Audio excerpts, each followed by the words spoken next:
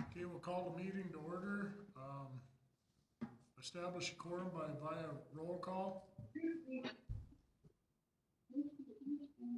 Amber, Molden, I'm here. Schmidt, I'm here. Tori, I'm here. Jason. Here. Okay. Just read.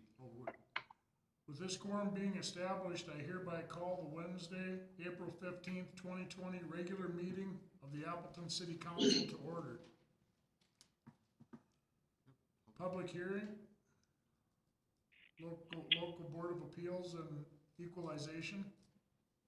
I, Councilmember Schmidt, motion to open a public hearing of the local Board of Appeals and Equalization. I'll second.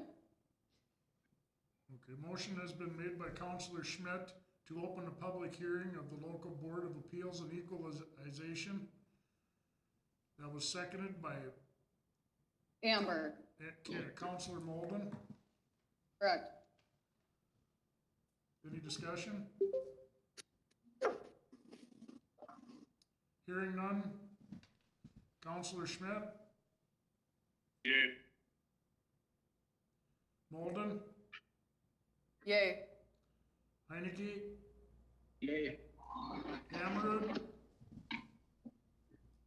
Tori? Yay. Yay. My vote is yay. Motion carries unanimously with a 5 yeas to the public hearing of the Board of Appeals and Equalization is now open.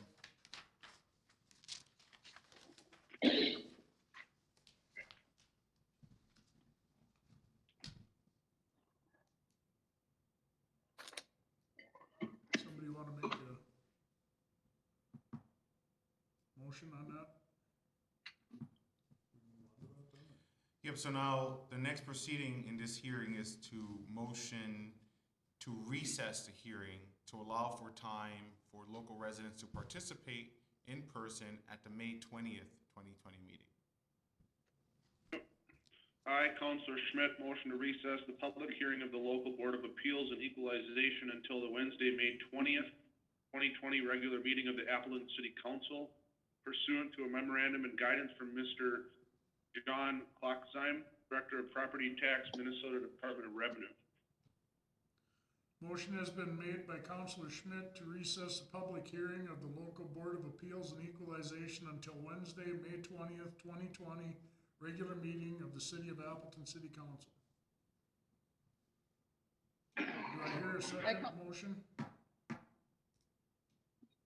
I, Councilor Molden, will second the motion. Any discussion? Roll call vote. Schmidt, Yay. Molden, Yay. Heineke, Yay. Hammerud. Yay. My vote is yea. Motion carries unanimously with 5 yeas. The public hearing of the local Board of Appeals and Equalization is hereby recused until Wednesday, May 20th, 2020, regular meeting of the Appleton City Council. Recess. Recess.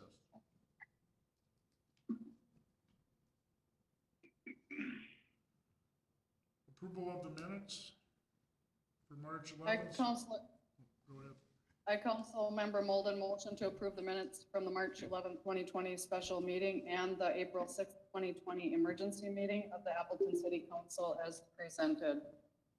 Motion has been made by Councilor Molden to approve the minutes from the March 11th, 2020 and April 6th, 2020 meeting of the Appleton City Council. Do I hear a second? Councilor Hammerud, I second. Hammerud, seconded. Any discussion?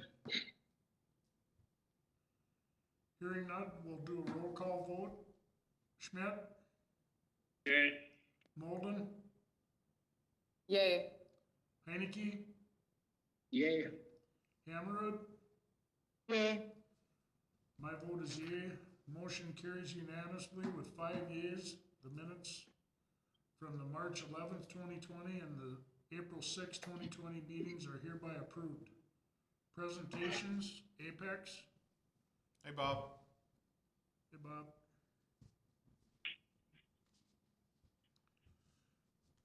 You there, Bob?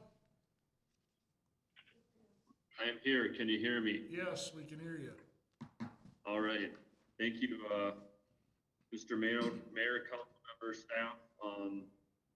I'm gonna try to talk somewhat slow here. I don't know how good the audio is, so I'll try to talk somewhat slow here. I've got an agenda that I provided as usual, or an outline, I should say.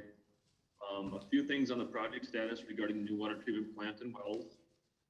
We are continuing to work on the design for that project. One of the main things that we're working on right now is working with the school district in order to secure some property through permanent easement from the local school board for the city to install an additional well near your existing well on school property. For William Morales and myself, I attended a school board meeting remotely on March 23rd. Presented the concept to the school board as far as installing that additional well or placing that additional well on school property. Overall, it went well. What they asked us to do was to provide some further information on the exact location of that well, as opposed to easement information. Along with my outline, I did provide a schematic showing where the proposed location for that new well would be, which is 60 feet directly west of the existing well that's on the school property right now. I also showed the proposed easements acquiring to secure property around that well. Per state statute, public water supplier is supposed to secure property through either acquisition or permanent easement, a radius 50 feet around that well, or at least 50 feet around that well. So I do show a schematic showing the proposed location as well as proposed easement for that well. Does anybody have any comments or questions on that?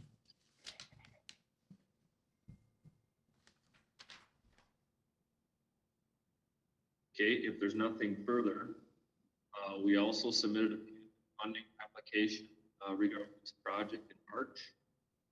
And then we have commenced the environmental review process. There is a fairly lengthy environmental review process that's required for improvements like this if you're seeking dollars through the PFA.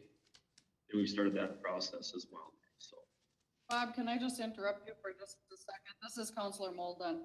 Yep. There's quite a bit of echoing. I'm wondering if perhaps Emma could mute herself if it's echoing in the room. Just try it. all right, is that better? Oh, that's much better. Thank you. All right, thank you. Do I need to go over anything again, Councilmember Molden, or should I proceed with? No, you can go ahead and proceed. Okay. Again, so I think from moving forward here, I think the plan would be, Willie, correct me if I'm wrong, is if the council is okay with the location of the proposed well as the proposed easement areas for the new well, I guess I would like to go back to the school board here at the end of this month and present this information and hopefully get some feedback from them. Willie, what are your thoughts on that? My thoughts are that I'm waiting on legal from the city attorney to let us know what the best strategy is, whether to ask for full on permanent easement or just the section that we're needing to work on. So the city attorney is going to get back to me on that one, and I'll let you know as soon as I know. Sounds good. Would there be a scope, do we need to, that well being that close to the other one that won't affect it? No, talking to our hydrogeologist, right now the capacity of each one of those wells is going to be well over what your design capacity is going to be for your water treatment plant. And we are not planning on running both of those wells simultaneously. And if that is the case, given that aquifer that's there, the depth of it, the size of your existing well and the specific capacity that it has, According to our hydrogeologist, there is no concern with placing the well that close to your existing well. Okay, no, that's fine. We have irrigation and we've had wells suck our neighbor's well dry, you know, and it's a half a mile away, so just concerned about that, so, no, that's fine. Yeah. Good question. If there's any other questions, obviously feel free to ask, so. Moving on to the estimated project schedule, nothing's changed there. We're gonna continue to move ahead.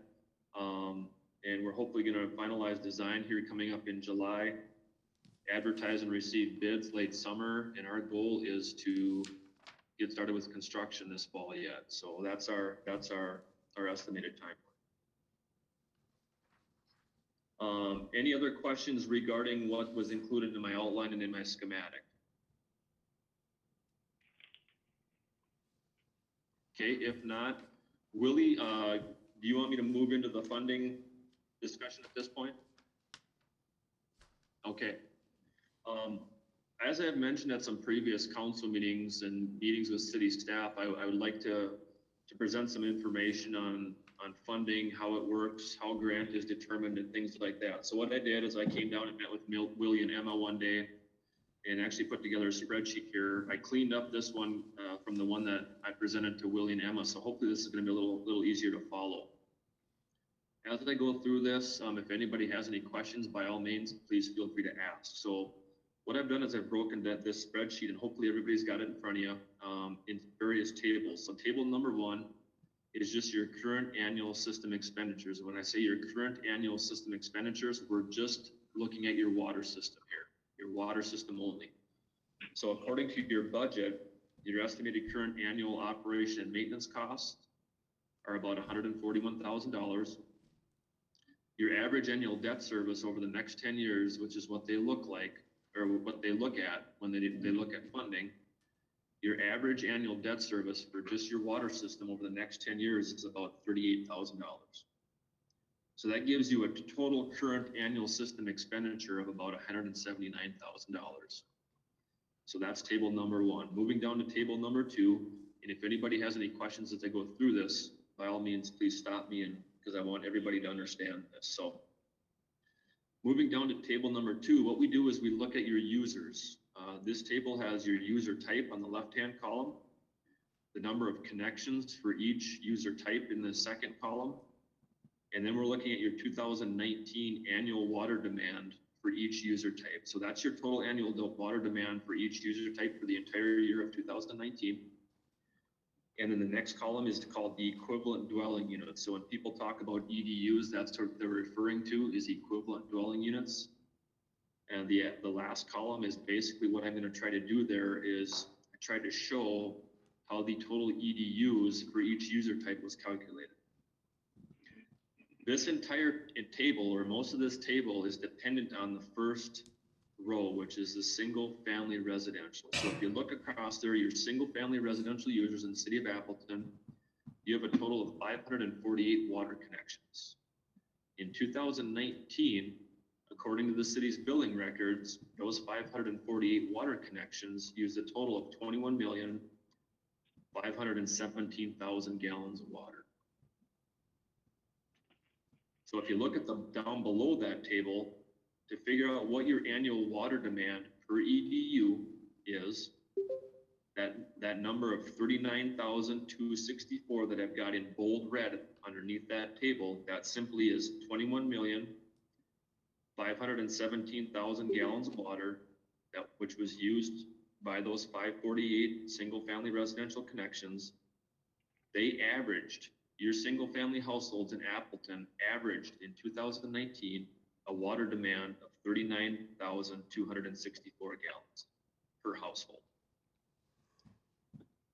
So then what I did is I go back up and I look at the apartment buildings. Here's where the number of connections doesn't really matter. What I'm going to look at here is the annual water demand, or the third column over. So the annual water demand for your apartments in 2019 was 3,691,000 gallons. What I simply did there is I divided by that 3,691,000 gallons divided by the 39,264, come up with the total number of EDUs. So basically what that's telling us is the amount of water used by the apartment buildings in Appleton equaled the amount of water that 94 single-family households would have used in the city of Appleton in 2019. Does everybody follow that, or are there any questions on that? Okay, I'm gonna move on. So what I did is I basically did the exact same thing as I moved right down for each user type. And my calculations for coming up with the number of EDUs for each user type are shown in that far right-hand column, which again is simply the total water demand for each user type divided by the average water demand for single-family households within the city of Appleton. As you go down that table, your total equivalent dwelling units for the city of Appleton in 2019 was 1,061. Does anybody have any questions on that? Okay, moving forward to table number 3. The next thing that we're going to look at is the funding agencies look at communities, they give you an annual affordability amount for your water system. So the first thing that they look at is your annual median household income for the entire city. This is taken from census information. It's from the American Fact Finder website. That website is no longer, they've actually changed that website recently to a different one. But that's the one that was used by the PFA prior to them changing it. I think they changed it within the last month, actually. So your annual median household income for the city of Appleton for the American Fact Finder website was $35,300. The PFA for water feels that each individual household or EDU should be able to afford 1.2% of the median household income per year for just water system expenses. So basically what you do is they feel if you divide that 423.6, which is your annual affordability amount per EDU, you divide that by 12 months, they feel that each EDU or single family household, however you want to look at it, should be able to afford $35.30 per month toward water expenses. Then what they simply do is they take, to get your total annual system affordability amount, they take that annual affordability amount per EDU, which is the 423.60, divided by the total EDU. So basically when the PFA looks at this, they're going to say the city of Appleton, for just your water system, should be able to afford $449,485 in O&M costs, debt service, whatever it may be, total system expenses for your water system per year. So if you look right now, your system affordability is $449,485. Right now, your total system expenses, if you go back up to table 1, is $179,374 or $375, however you want to look at it. So what that's saying is that you're below your annual affordability amount of $449,485. Until you hit that threshold or you get your system expenses up to that affordability amount, I consider giving you grant dollars is what it comes down to. Now, some of you may say, well, that's not fair because we've been good stewards of our money. We don't have a lot of debt service. We don't make the rules, we just follow them. Now, those are just the guidelines that we have to follow. USDA rural development is the same way. The Small Cities Development Grant Program is the same way. So they all have an affordability rate based on your EDUs that you have to hit before they consider giving you grant. So Bob, this is Andrew. Once our expenses go up with the new plant, in a few years, are we able to apply for a higher grant dollar amount? Andrew, you're exactly right. We've got communities that we work with that they have a lot of debt service, and over time, because they've done projects similar to what you're looking at doing right now, their annual debt service amount has increased over time. And once they hit that affordability threshold, then they start to actually take advantage of some of those grant dollars that are available out there. So to answer your question, yes, once you get that, your expenses up there, so they're at or above your affordability rate, then at that point you would become eligible for more grants. And that's something that would take several years, I would assume? No, actually, I mean, once once this project is completed and that debt service is on the books and you're paying on that debt service, as soon as that's on the books, let's say a year from now or 2 years from now, whenever we get this project finished, at that point, you can look at doing your next project and your chances of getting grant dollars would be a lot better. I see, okay. So for the next project, it'll make a big difference here for us. Yeah. Bob? Yeah. Hi, Bob, this is Willie. And so is some of that mitigated by our position on the PFA's bonding list? It is. That's a good point, Willie. Just because you're eligible or you qualify for grant per these numbers doesn't mean you necessarily score high enough to obtain it. There is a scoring system. You get, basically the way it works is in the worst shape your system is in, a lot of times you do get more points. For example, if you're replacing, let's say, infrastructure that's 20 years or older, you get a certain number of points.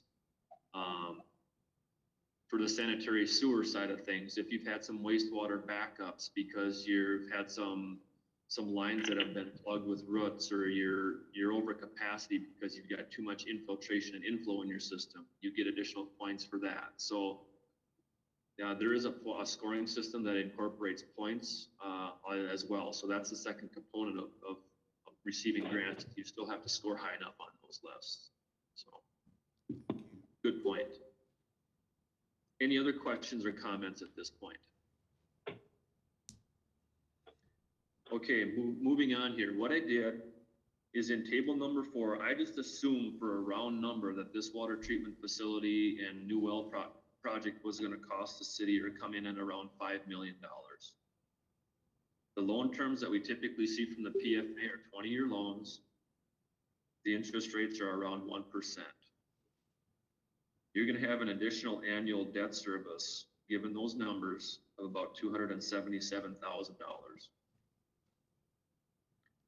So if I go down to the table below table 4 there, your estimated future annual system expenditures, given the year existing of annual system expenditures of $179,374, which is up in table number 1, and you add the estimated additional debt service of $277,076 from table 4, your estimated annual system expenditures moving ahead are going to be $456,451. Now, if you compare that to your annual system affordability calculation from table number 3, you're going to be over and above that by about $6,966 per year. Meaning that you may qualify for a little bit of grant for this project if you score high enough. Are there any questions on that? Yes, sir, Willie. So what you're saying, Bob, is that if our project is closer to $4.8 million and we've projected the cost for $5 million, the difference between those two is grantable up to 80%?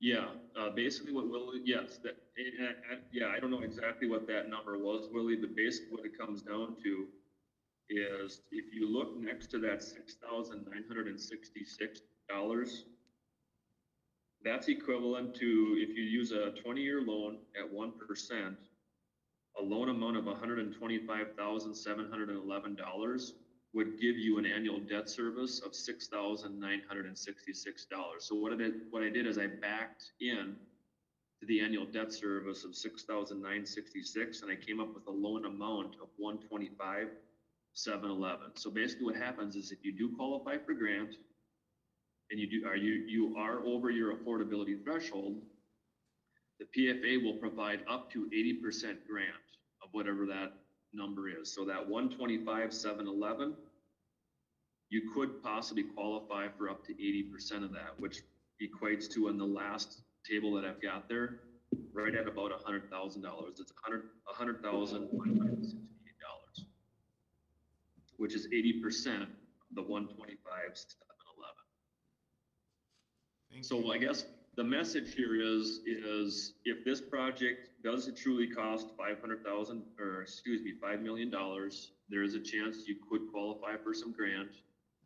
If it comes in at our estimated project cost of about $4.8 million, you probably will not qualify for any grant. But with that being said, like Andrew had mentioned before, because of the additional debt service that you're gonna accrue as a result of this project, on the next project, you likely would be very close to meeting your affordability threshold, therefore qualifying for grant on future projects. Which is also mitigated by our position on the PFA's bonding list, right? Well, could you repeat that, Willie, please? Which is also mitigated by our position on PFA's bonding list. That is correct, yep. Thank you.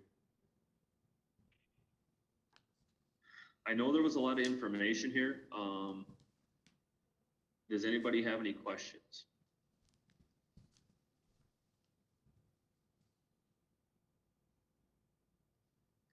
I guess I will say this too. Obviously, we're in a little bit of a unique atmosphere here for conducting this meeting. If anybody does have any questions, Willie's got my information. By all means, feel free to give me a call. I'd love to go through it with you. I do want everybody to understand how this is calculated and how this is come up with. The other thing that I want to stress here too is going back to table number 2 is that, your commercial establishments, your apartments, whatever it may be, everything is calculated back as far as the number of EDUs based on the amount of water that a single family household uses. So basically what it comes down to is when these funding agencies calculate your affordability rate, if you've got a school, apartment building in town, whatever, that uses 10 times as much water as a single family household, they feel that they should be paying 10 times as much as a single family household. So that's why I included that specific table in there with the detailed numbers, so you can see how they look at your overall system as a whole and how they calculate your affordability rate.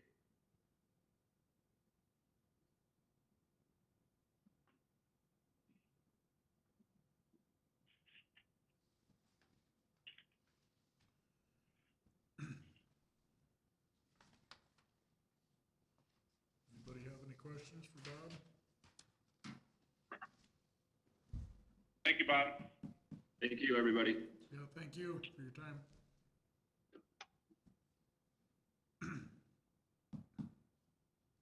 Okay, Justin stepped out of the room for a second, so. Should we just wait on that? So while we wait for our next presenter, Bob was describing to us the EDU process. It's a process of standardizing the demands of water users to the equivalent of one home residential demand for water. So in the case of apartments, their water demand is equal to 94 households. How does, Bob, are you still on, or? I was just curious how we compare to other communities. I mean, there's other communities around 40,000 gallons. I was just curious what we were compared to other. Yeah, I'm still here, Dan. Yeah, no, I was just curious, is that 40,000 gallons kind of a typical usage per household, or what are other communities running? It is. Actually, if you take that, I'm gonna do a quick calculator, that 39,264, and you divide that by 365 days in a year, the average single-family household in Appleton is using around 108 gallons per day. We see that as being pretty normal. Typically, I would say it's anywhere from 90 to 120 or 130. So I would say your average is right in that area that we typically see as far as that, like I said, 90 to up to 120, 130, depending on the community. Thank you.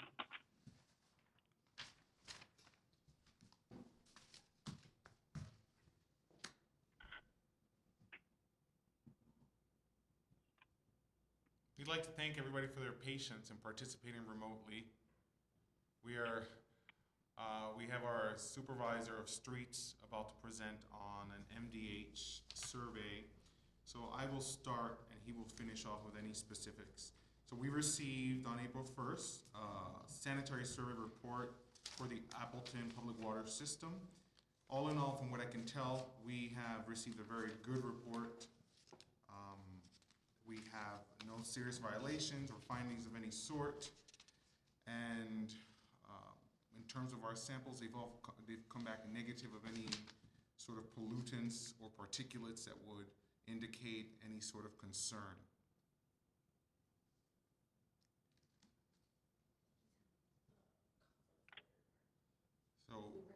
So we should probably move ahead until he can come back. Okay, he's coming back. Sorry, guys.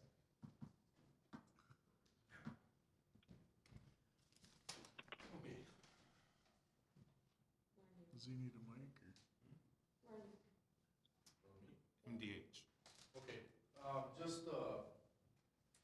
we had our sanitary survey report from, Department of Health. Everything was good, there's a few recommendations, we had one correction, and that was we had a screen tore on one of the vents, we replaced that right away. I sent a picture of it to him and he okayed everything, so, other than that, everything is good. There's a couple questions I have for Minnesota Rural Water. I believe it was on, which one it was?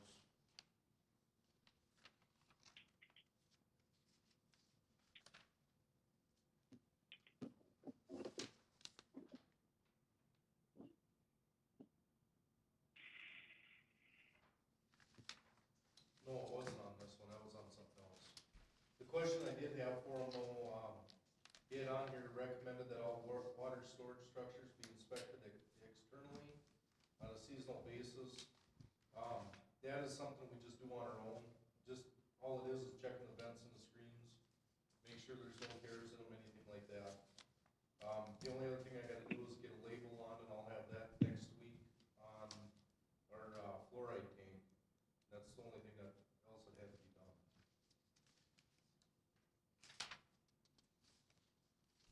Does anybody have any questions for Justin?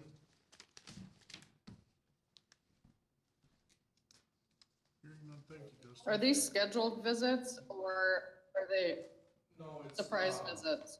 It's kind of a scheduled visit, it's every 18 months is when they come and do this.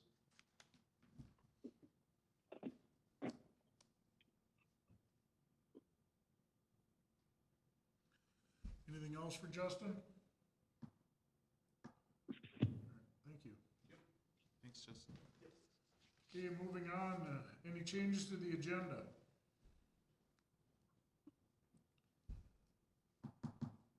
Hearing none, we'll move on to public comments.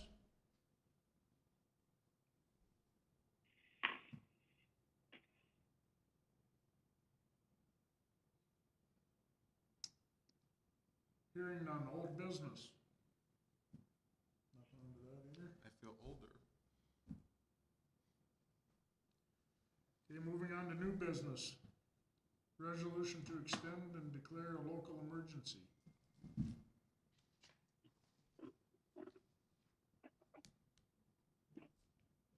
I, Councilmember Schmidt, motion to adopt resolution 2020-13, extending the mayor's declaration of a local emergency pursuant to Minnesota statute 12.29, which shall remain in effect until further action of the city council or as long as the state of Minnesota peacetime emergency declaration of the governor's executive order 20-01 remains in effect. Motion is made by Councilor Schmidt to adopt resolution 2020-13, extending the declaration of a local emergency until further action of the city council or as long as the Governor Walt's executive order 20-1 remains in effect. Do I hear a second? I, Counselor Molden, will second the motion. Motion's been made and seconded. Any discussion? Hearing none, we'll do roll call vote. Counselor Schmidt? Yay. Counselor Molden? Yay. Counselor Heineke, Yay. Counselor Hammerud, Yay. and my vote is yea. The motion carries unanimously with 5 yeas. Be it resolved that the declaration of the local emergency shall remain in effect until further action of the city council or as long as Governor Walt's Executive Order 20-01 remains in effect. Okay, moving on to funding balance policy. So this policy is to help us be compliant with the recommendations of our audit. It's also an important measure of our performance, making sure that we're not spending everything available in our unrestricted fund balances of the general fund. Looking at our general fund, we often do not spend the complete fund. We always leave around December 31st when we're closing out our fiscal year about 10% of the revenues for that year. So achieving this is very feasible, and in the coming years as we tighten up the budget, hopefully we could increase that.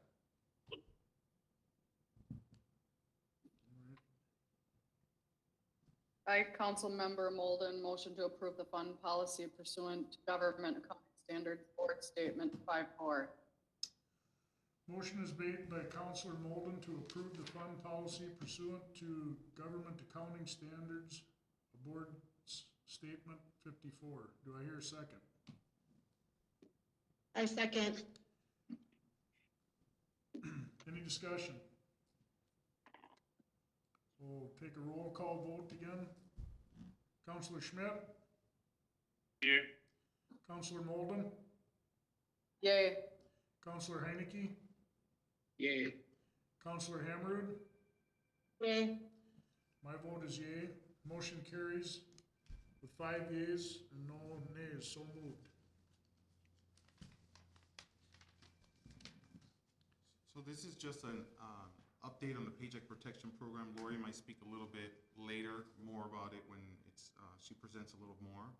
Unfortunately, at this time, SBA's current rules do not allow for government-owned entities to receive these types of loan products.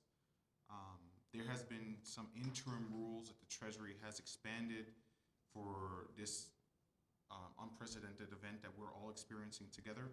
But unfortunately, those interim rules at this point haven't expanded these particular sets of constraints. Until then, Farmers and Merchant State Bank is holding the application, but they're not moving forward with it because the SBA program doesn't allow for that.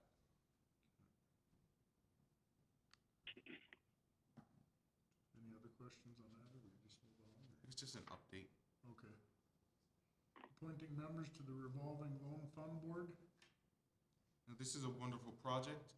The City of Appleton has access to a revolving loan fund funded through the USDA, and previously it was all loaned out, but we have since recouped all of it, and we will be able to help our small businesses in this city by offering low interest loans and other arrangements to help everybody recover from the COVID crisis that we're going on. Now, the scope of the board has to be composed with 2 members of the city council, a city staff member, 2 community members, 1 banking professional. So from the city council, we need 2 participants. I know that many of you on the city council are already over encumbered, so I was hoping that one of the ladies, and maybe Andrew being a banker, might want to serve on there. Yep, that's fine. I'll be on it. This is Andrew. This is Tori. I will too. Okay, Tori and Andrew. All right, thank you. Great. So then it leads us to the other individuals that have to be appointed. Mr.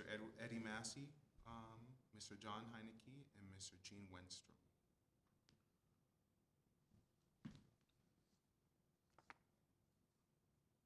I, Councilmember Hammerud, motion to appoint Mr. Ed Massey, Mr. Gene Wenstrom, and Mr. John Heineke to the Appleton Revolving Loan Fund Board. Motion has been made by Counselor Hammerud to appoint members to serve on the Appleton Revolving Loan Fund. Do I hear a second? I'll second. Counselor. Andrew. Counselor Schmidt has seconded the motion. Is there any discussion? Hearing none, we'll do roll call vote again. Jason will be, so he's gonna, does he say that or do we? Jay, would you like to recuse yourself at this point? Yes, I would like to recuse myself on this. Thank you. Okay, Counselor Schmidt, Yay. Counselor Molden, Yay. Counselor Hammerud, Yay. and my vote is yay. So the motion carries with 4 yeas and 1 recused vote. So moved. GO Health Facilities Refund Bond Update. So the city council had established a threshold of a minimum net savings of $325,000. The markets, as we all know, have really reacted poorly to having a pandemic. Imagine that. But we are seeing slow stabilization, and the estimates are that we can now expect a net savings of $384,000 for the hospital. So at this point tomorrow, we are having our ratings call, which we're all busy preparing for here. So fingers crossed, everybody. It's important and imperative that we do get rated as high as possible to be able to save the hospital as much money as possible when we submit this into the market. That's where we are. You'll see later in the program, if you will, in the agenda, that there's a $10,000 fee associated to the rating call. Usually those ratings costs are internalized by the refunding process, but because they are unexpected expenditures that are above our purchase policy, City Council has to still vote on that.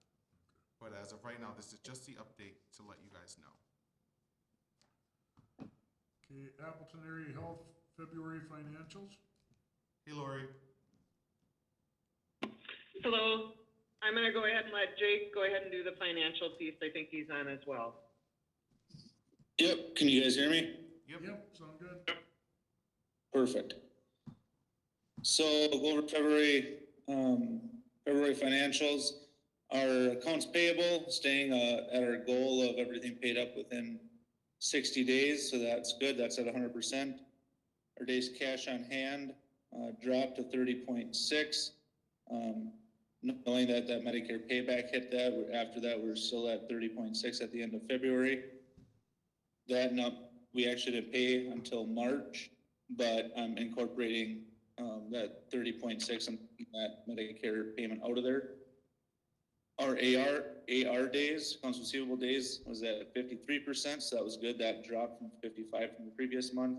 And our operating margin for February was 4.28%. So it was a good month. Our swing bed jumped a lot in February. It was at 80, January at 56.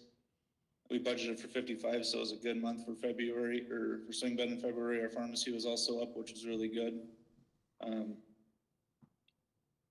Sad to say that February will probably be the last good month that we have for a while, knowing, our volumes and patient volumes, especially in the clinic and outpatient services, places like surgery, have really dropped and suffered due to the pandemic. But kind of waiting to when we'll get back to normal is the thing. And I don't know if Lori's going to talk about anything about, but we're looking at areas, other areas to try to improve, or expense management, things like that to get us through this. There's obviously, like we talked about, the SBA loan a little bit. Hopefully that the Congress can kind of push something through to make that available to us, or if there's another program created especially for hospitals, we'll see it happens there. But there's a lot of other grant and funding opportunities that we're already a part of and continue to be a part of throughout this whole process. But as for February was a good month. And I'm glad it was a good month because now we'll be working at AR, or those accounts receivables from those dates of service in the next few months to get the cash going. That's all I have for February. And for an update, is there any questions? Jake, could you speak? Jake, this is Lori. I'll go ahead and just give a little update about some of the programs that we've been able to take advantage of. We did receive last week $273,000 from the CARES Act Provider Relief Fund. There will be another additional $70 billion being dispersed. That was the first $30 billion. We're certainly hopeful that we'll see more cash coming from that. On the Care Center side, there's some reimbursement that we'll be able to take advantage in regard to COVID. What they want us to do is gather our bills or our expenses up to 10,000 before we submit, and I believe that Jake and Mitch are working on getting that submission ready here in the next week. As Lily talked about the Paycheck Protection Program, we do know that legislatively we've got folks such as Senator Smith and Amy Klobuchar, people in those areas that are advocating, the Minnesota Hospital Association as well, that are advocating for the governmental healthcare facilities around that and trying to get some movement on that. We still have not heard anything though. The COVID-19 response funding, initial $50 million that was out there, we received $75,000 for that, and it looks like they kind of bucketed us the same as a lot of the facilities our size, because a lot of people got $75,000 for that. The subsequent $150 million has came open this week, and Jake has been diligently working on getting figures together for that and getting information put together. We're planning on submitting that on Friday. This second one was a little more detailed, and they're asking for a little bit more information than the first one was. We're also going to be taking advantage of the payroll tax delay, which we'll have to pay it back, but we have to pay half of it back by December 2021. And Jake, what is the dollar amount per month or per pay period that we'll save on that? About $15,000 pay period that will defer. Yep. And then there's a Medicare advance payment that we can get paid ahead of time for our Medicare payments, and we're just kind of holding on that because the sooner we take that advance is the sooner we'll have to start paying it back. So what we're doing is we're kind of keeping an eye on our cash, watching that. I know Jake, you said 30 days cash, but we've got more than that currently right now. I'm not sure the last time you figured it out, but it's. Yep, currently we're at about close to 50. We've got some grant dollars that have came in, and we've got some old, actually quite a bit of old nursing home stuff claims paid, so that was good to see also. But yeah, I think we're right around that 50. Yeah, so that's kind of the reason we're holding off on the Medicare advance payment, just because we want to time that. So right now we've still got payments coming in from clinic and hospital from past, and it's probably what, Jake, in the next 6 weeks we'll see that big drop off starting to happen. Yep. Okay. And like Jake said, we've been working on curbing our expenses. We're going to be meeting next week with all of the managers and looking at each and every person's budget and looking at where we can cut costs. We're hoping to get to about a 20% across the board decrease in our expenses. We've also, the management team has all taken an 8-hour per week cut down to 32 hours cut in pay and hours. And we also have some departments that have we've either asked to work in other areas, or they've been taking time off, low census, or just taking the time off and applying for unemployment. So we're just kind of trying to fill the positions that are open. I've said that before, that we're so blessed to have our care center because the majority of our employees are on that side of the building, and right now our care center is plumb full. So that really has helped us through this. I can't imagine if we did not have a care center right now and we had the situation we're in. It's also helping us from the standpoint of just the fact that I think we're at 48 now, and that's about our max. That's helping us very much in this difficult time. I can't imagine and knock on wood, if we had a much lower census over there. So there's some things that are working in our favor. One last thing too, we're in the process of applying for a telemedicine grant with the Lackahassee Health Network. Of course, we've started doing telemedicine visits. It's been our mental health services it's been working really well for, and there's been a great need for that. We're staying pretty busy in that area. So we're looking to get a grant there. We're just trying to find dollars wherever we can and hope that our big thing is hoping this payroll protection will come through. That's gonna make a huge difference for us in riding this out. I do know that the projections are certainly, you know, nobody knows for sure when everything will open wide up, but there's, you know, some pretty confident projections that it'll be anywhere from June through August that we'll start to see potentially things opening up. But of course, there's no guarantee. If there's some sort of a surge in cases or we start to go in the other direction, that could change things as well. But Jake, I don't know if you want to add anything to that. No, not that I can think of. Okay. Also, just on another note, we haven't received notification from the governor, but we're being told, and you probably read it, it kind of leaked out, but the TCMC out at the prison, it looks like that is going to be declined. It sounds like there's Avera ACMC, the shuttered clinic in Marshall is the location that they're giving the nod to, but that has not been confirmed by the governor, who is the person who gets the last say on that. That's about all I've got. All right, well, thank you guys for your hard work up there too, and I'm sure with management cutting hours now, you guys are putting in more hours instead of less, so it'll be appreciated if we can keep everything going. Yeah, I can't say enough about our management team and their selflessness, as well as the employees that are taking cuts and having to work in different departments. That shows what a great team we have here. Yep, all right, thank you. Any other questions for them? Nope. Next on. I do. Oh, this is Counselor Molden. I have a question. I'm wondering how much that grant for the telemedicine for the Lackahassee Health Network, what's the amount on that? Well, what you do is you figure out what you want to purchase. So we don't have the final numbers. We've put our numbers together, but then we're going to all get together, and I don't have it in front of me. But basically, it's around getting computers for telemedicine, some monitors that we can put in the homes of our patients who have more chronic conditions that are more fragile, computer scans. Jake, what else was on that list? Some TVs, some carts that like the TVs can be on, so it's like a bigger picture. I don't know if you said like some exam cameras that would plug into the computer, so if it was like an outreach provider that wanted to see something up close in like higher pixels or resolution.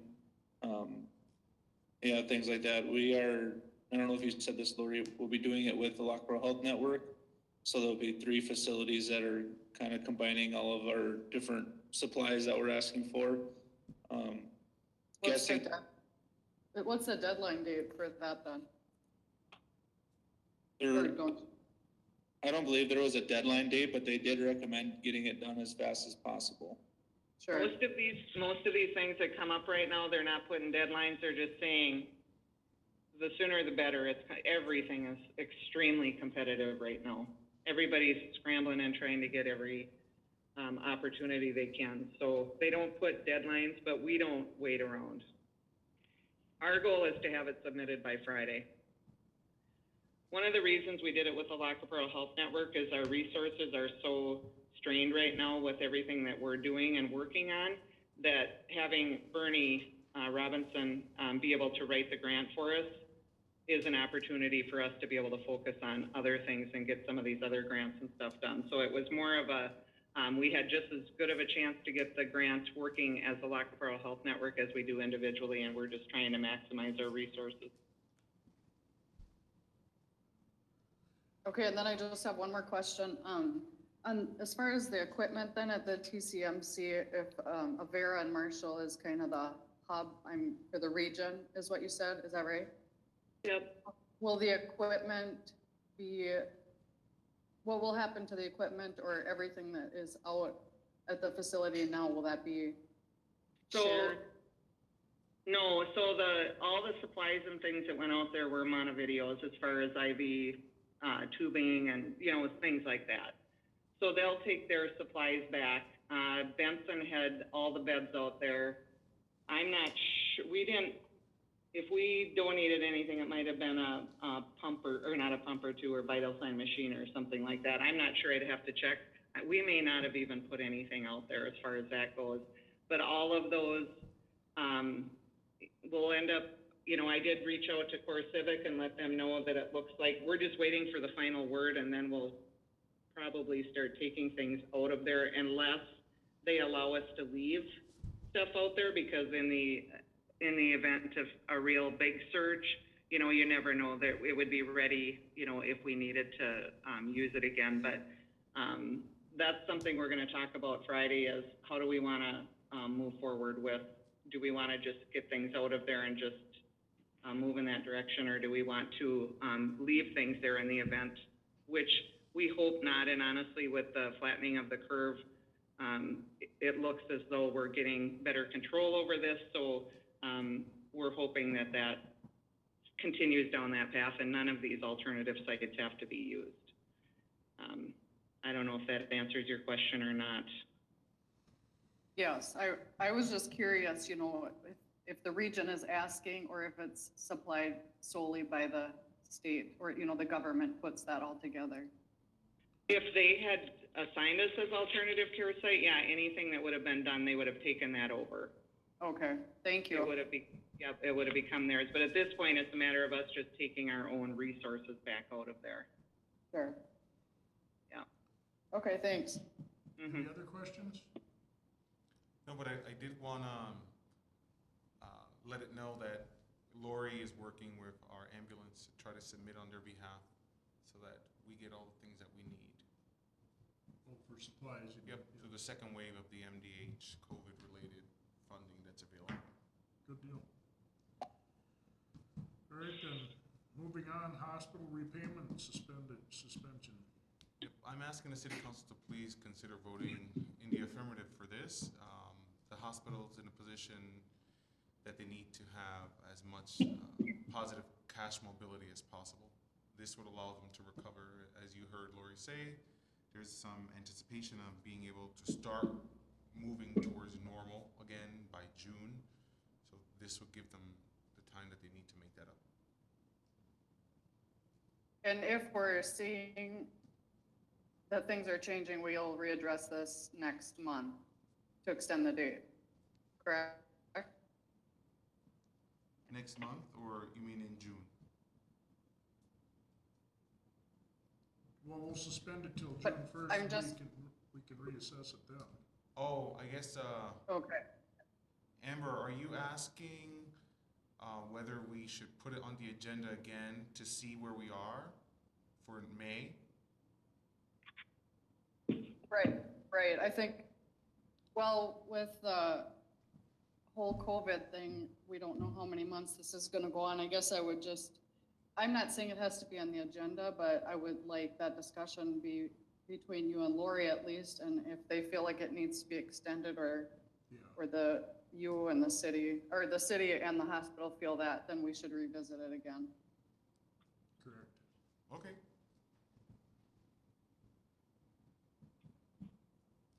So I, Counselor Bolden, motion to approve the suspension of the AAH's 5,000 monthly repayment installments until June 1st, 2020.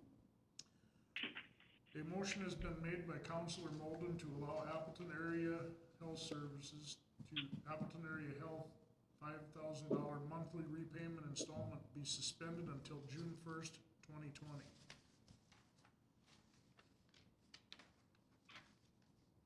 Do I have a This is second? Jason, I second that. Okay, a motion has been made by Counselor Heineke, second. Any discussion? So we'll have that on our agenda the next meeting, or discuss it if we need to extend it again. We'll take a roll call vote again. Counselor Hammerud, Yay. Counselor Heineke, Yay. Counselor Molden, Yay. Counselor Schmidt, Yay. My vote is yea. Motion carries with 5 yeas and no nays. So moved. Resolution to acknowledge first quarter gifts and donations for 2020. I, Councilmember Schmidt, motion to approve resolution 2020-14, acknowledging gifts and donations for the first quarter of year 2020. A motion has been made by Councilor Schmidt to approve the resolution 2020-14, acknowledging first quarter gifts and donations for year 2020. Do I hear a second? Counselor Molden will second the motion. Counselor Molden seconded the motion. Any discussion? Hearing none, roll call vote. Counselor Molden? Yay. Counselor Heineke? Yay. Counselor Schmidt? Yay. Counselor Hammerud? Yay. My vote is yea. Motion carries with 5 yeas and no nays. So moved. Bader property purchase.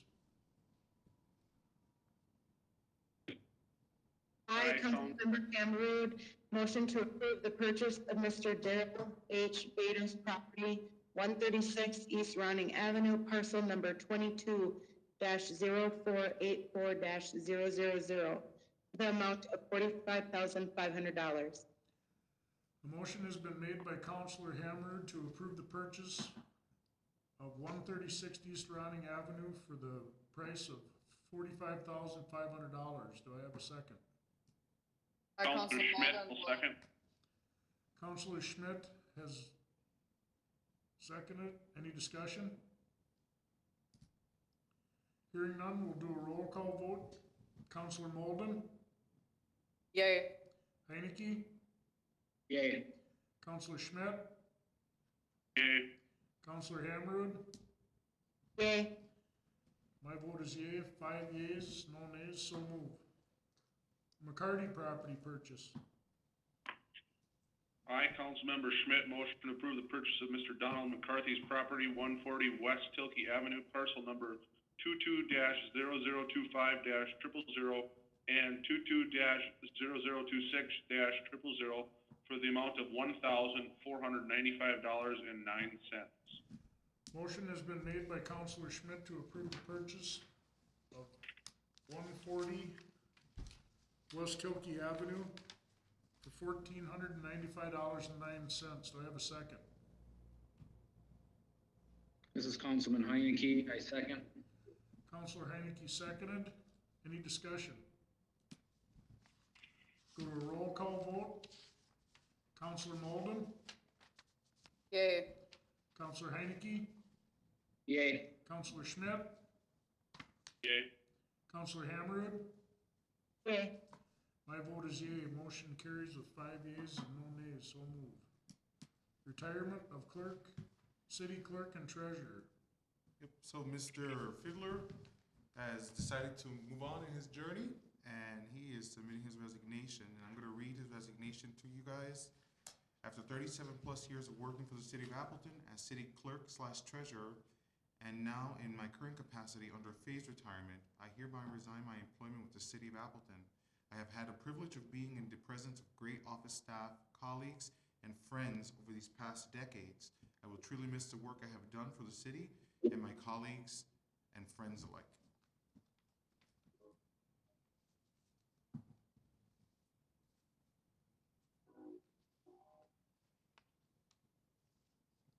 I, Councilmember Molden, motion to accept the resignation of Mr. Roman Fiddler from the role of city clerk treasurer and to authorize the city administrator to negotiate and execute all severance arrangements relative to Mr. Fiddler's resignation. Motion has been made by Counselor Molden to approve Mr. Roman Fiddler's resignation and to allow the city administrator to negotiate and execute all severance agreements relative to the resignation of Mr. Roman Fiddler. Do I have a second? Counselor Schmidt, I will second. Counselor Schmidt is seconded. Any discussion? We will do a roll call vote. Counselor Schmidt? Yay. Counselor Molden? Yay. Counselor Heineke? Yay. Counselor Hammerud? Yay. My vote is yea. Motion carries with 5 yeas and no nays. Thanks for your service, Roman. Yeah, thank you. Thank you, Roman. Wastewater equipment purchase or repair. Jim, are you on there still? Tell him to unmute. Jim, unmute your microphone. Okay, it's unmuted. There we go. Welcome. Can you hear me? Yeah. Yep. Okay, So tell us a little bit about what's happening, why you need the aerator. okay. About 6-7 weeks ago, one of the rotor brushes bearing failed, and we looked at the potential expense, and it was going to be about $1,700 for materials, and then we needed to have a hoisting rig on site and some specialized tools. So we hired Minnesota Pump to come up and complete that. And when the repair was done and we started the unit up, the bearing on the other side, which is sort of buried underneath the motor and drive, was also cracked, or it cracked right after we started up. Well, when we were putting the bearing on the first one, the shaft was questionable. So the technician was able to shim up the bearing and drive it in place. So after we found out the second one was bad, that shaft was not serviceable. That one would have had been replaced. So I looked at the cost to repair that unit, and I don't have the numbers right in front of me, but a rule of thumb in water and wastewater, and I'm sure in a lot of other things are, if the cost to repair exceeds 50% of the cost of new, you usually try to go with new. So that kind of swayed my thinking, and then on the other hand, this equipment is antiquated. It's 30 years old. And the other thing is that we can't work on it because of the sheer bulk and size and the tools that are required to tear it apart and reassemble it. So I approached Willie and talked to him about the technology that most facilities are switching to today, which is the floating aerators or stationary aerators, which are directional drive, and they usually have an air assist blower on them. We got a couple quotes. They're in that 40 to high 30 range, and they also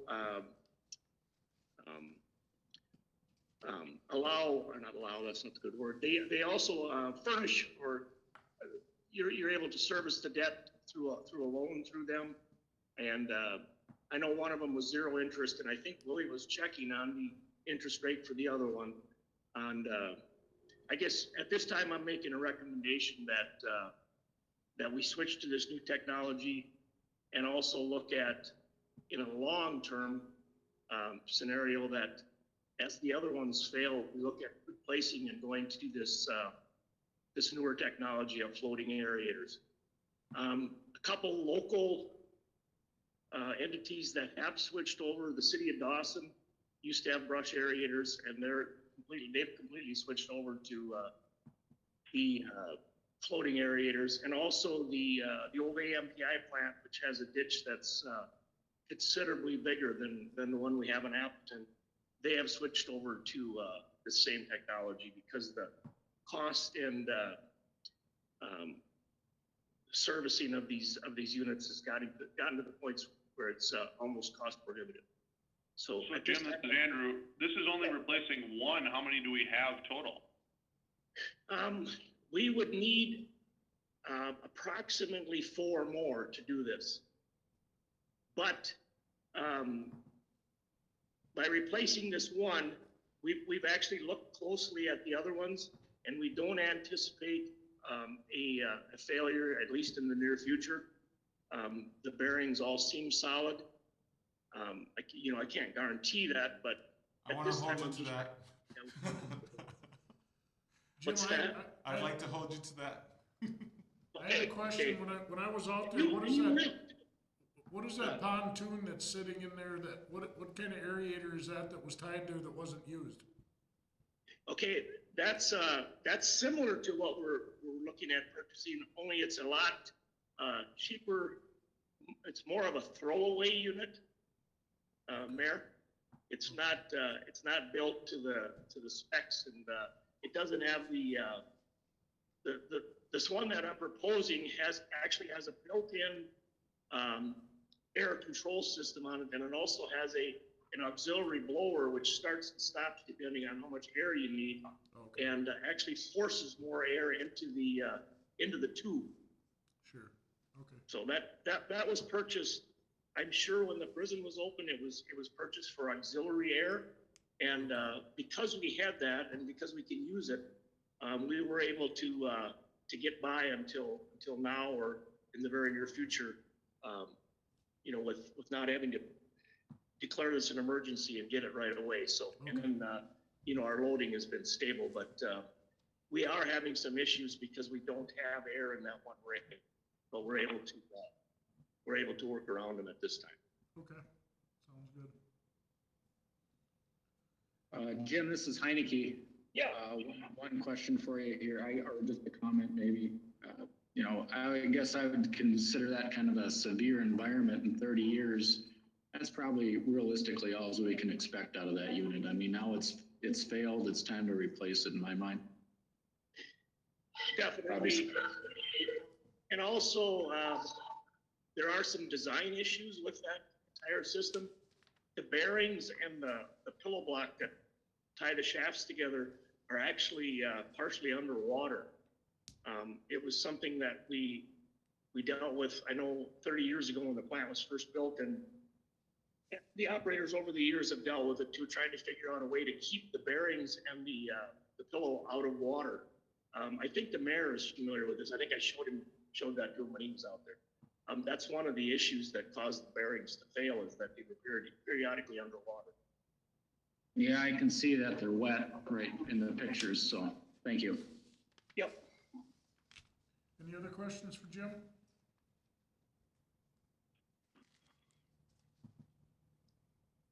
Do I have a motion? I, Councilmember Schmidt, motion to approve the purchase of a floating aerator for the wastewater treatment facility for an amount not to exceed $42,000 and to allow for the city administrator to seek out and execute a finance or lease to own contract that does not exceed $42,000. Motion has been made by Councilor Schmidt to approve the purchase of the necessary wastewater equipment not to exceed the amount of $42,000 and to allow the city administrator to seek out and execute a finance or lease to own contract for said equipment not to exceed $42,000. Do I have a second? This is Heineke, I second. We have a second. Any discussion? Okay, roll call vote. Councilor Schmidt? Yay. Councilor Molden? Yay. Councilor Heineke? Yay. Councilor Hammerud? Aye. My vote is yea. Motion carries with 5 yeas and no nays. So moved. Thanks, Jim. Yeah, thank you, Jim. Thank you. Thank you, Jim.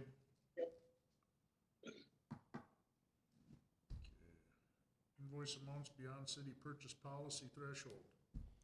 Yep, so in this case, our liability and casualty insurance renewal bill is $624. Workers' comp premium, now this is a process by which League of Minnesota City Trust comes and audits your workers' comp. And, this year we had 2 new employees, myself, Jordan, added. So these bills were anticipated to be higher. Also, in particular in the workers' comp area, we have had consistent usage of that benefit, which is protected by law. We have seen since my first day here, probably before I got here, all of the work that Apex has done. these are some of their first invoices towards this project.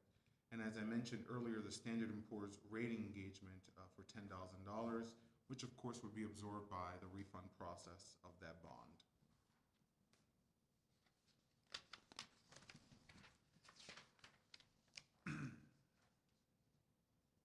I, Councilmember Hammerud, motion to approve payment of invoices due on the city purchase policy in the amount of $191,650 as presented by city staff. Tori, you're reading the old one. You were sent an email updated earlier today. Oh, yeah, it was 201. Yep. Apologize. Okay, we have a motion has been made by Counselor Hammerud to approve the payment of the invoices for Apex Engineering Services, Workers' Compensation, Audit, Assessment, Liabilities, and Consulting Insurance Renewal, and the Standard & Poor's Rating Service in the amount of $201,605. Do I have a second? This is Schmidt, I'll second. Counselor Schmidt has seconded the motion. Any discussion?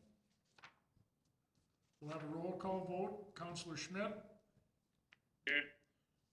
Bolden? Yay. Counselor Heineke? Yay. Counselor Hammerud? Yay. My vote is yay. 5 yeas, no nays, so move. Staff report. So as you guys will see in the report from our accounting officer, our fund balance, unrestricted balance is $1.2 million. The restricted fund balance is $982,000 for a total balance of $2.2 million. Account payable transaction during the period of March 1st to March 31st, the city processed 301 invoices totaling $152,234.25. Out of that, the checkbook disbursements were as follows. The city dispersed a total of $432,279.99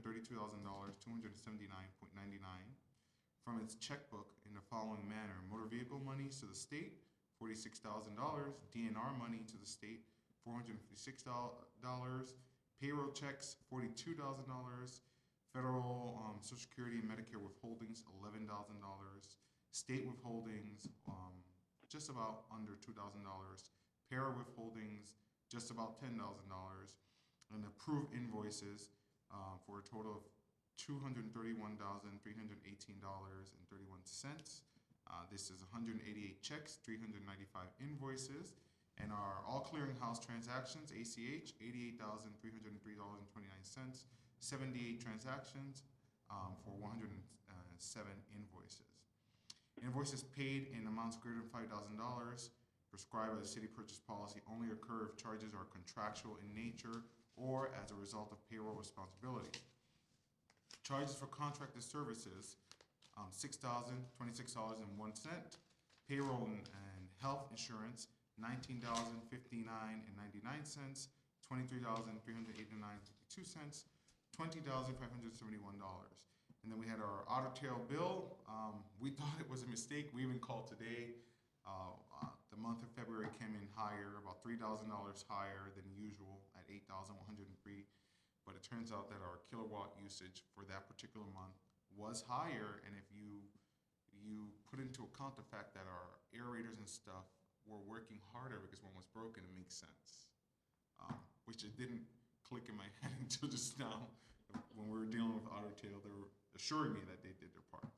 Now, in terms of deposits, during March 1st to March 31st of 2020, the city received deposits totaling $477,779.59 from the following: the deputy register, $49,000; into the general fund, $63,000; WSG, that's our proprietary funds, $52,000; liquor store, $66,000; and for money and savings, $120,000; and our money market accounts, $120,000.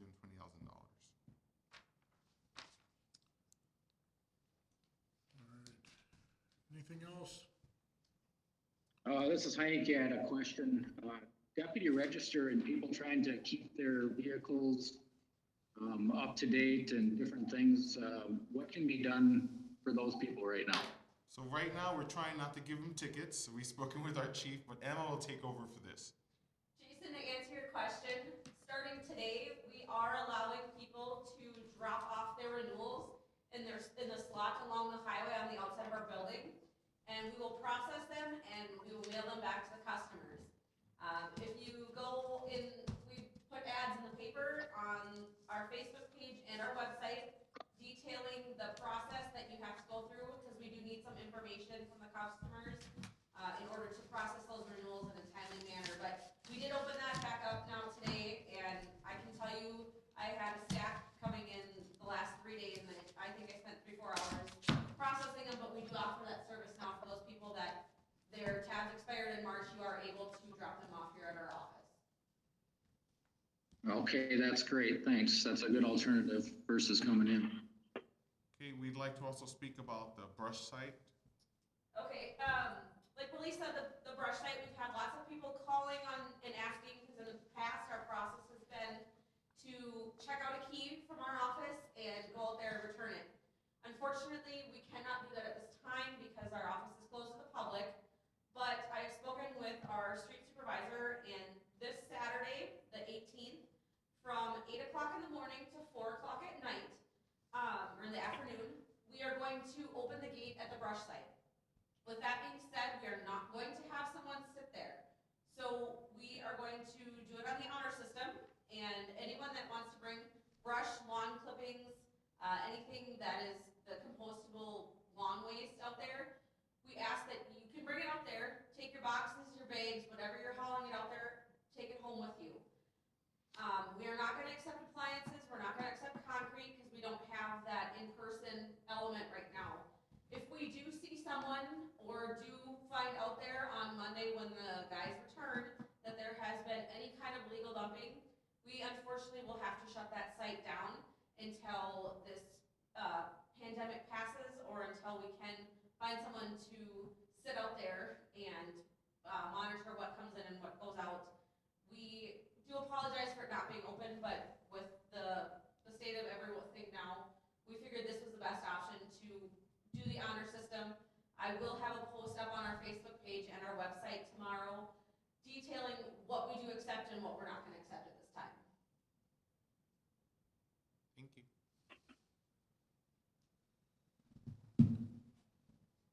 Sounds good, thank you. All right. Adjournment. By Councilmember Molden, motion to adjourn the Wednesday, April 15th, 2020 regular meeting of the Appleton City Council. Motion has been made by Councilor Molden to adjourn the regular meeting of the Appleton City Council. Do I have a second? This is Heineke, I second. Councilor Heineke has seconded. Any discussion? Hearing nothing? Roll call vote. Councilor Schmidt? Yay. Councilor Molden? Yay. Councilor Heineke? Yay. Councilor Hammerud? Yay. Myself, yay. 5 yeas, no nays, so moved. Thank you, everybody. Thanks, everyone. This conference is no longer being recorded. Good night, everyone.